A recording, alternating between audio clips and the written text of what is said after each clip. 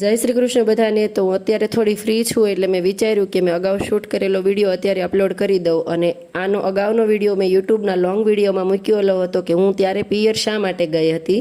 પિયરથી જ મારે લાંબુ અપડાઉન મારી સ્કૂલ સુધીનું એક દિવસ માટે કરવાનું હતું। એટલે સવારના 5:30માં હું અને પપ્પા રંગોલી ચોકડી આવી ગયા હતા, પરંતુ બસવાળાએ ત્યાં ઊભી નહોતી રાખી। મારા માટે બહુ મુશ્કેલી થઈ હતી। મારા પપ્પાએ બસની પાછળ ગાડી કરી હતી કે આગળના સ્ટોપે ઊભી રાખે તો ત્યાં બેસાડી દઉં, પરંતુ ત્યાં અમે એને પહોંચી નહોતા શક્યા।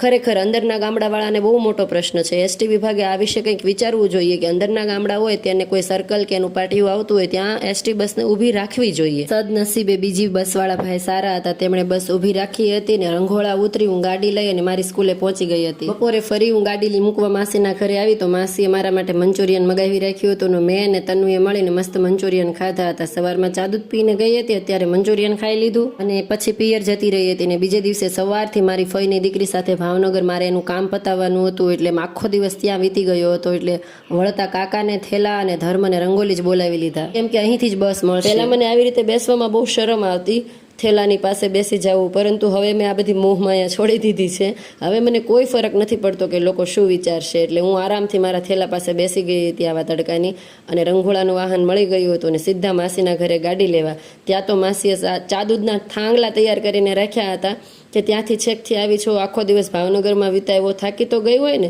એટલે ચા દૂધ મારા અને ધર્મ માટે મસ્ત તૈયાર કરી રાખ્યું હતું। અને આ મારા માસીનો લાલો મારી ગાડીને મસ્ત સાફ કરી દે છે અને દેલાની બહાર કાઢી દે છે।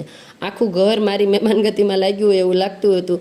તનું થેલો લઈને ઊભી હતી, માહાએ દરવાજો ખોલી દીધો, મેં બધાને આવજો કહ્યું। ખરેખર માસી એટલે કે માં જેવી, તો માં જેવું ધ્યાન માસી રાખે। અને બસ આના કારણે જ મારે નજીક રંઘોળા પડે છે, એટલે રંઘોળા હું ગાડી મૂકીને ગમે ત્યારે બસમાં મારા ઘર સુધી અપડાઉન કરી શકું છું। ત્યાંથી નીકળી ગયા અને અમે પહોંચી ગયા હતા મારી કર્મભૂમિ, અને ત્યાં હસ્તી અને તેનો પરિવાર મારી રાહ જોતો જ હતો। હસબન્ડના કહેવા મુજબ અમે સંધ્યા સમયની પહેલાં થોડી વારે પહોંચી ગયા હતા, એટલે તેમને પણ હાશકારો થઈ ગયો હતો ત્યાં બેઠા બેઠા। અને બીજે દિવસે સ્કૂલ પતાવીને મમ્મીનો થેલો ખોલ્યો હતો અને મને જે સરપ્રાઈઝ મળી એ તમને હું પાર્ટ 2માં જણાવીશ।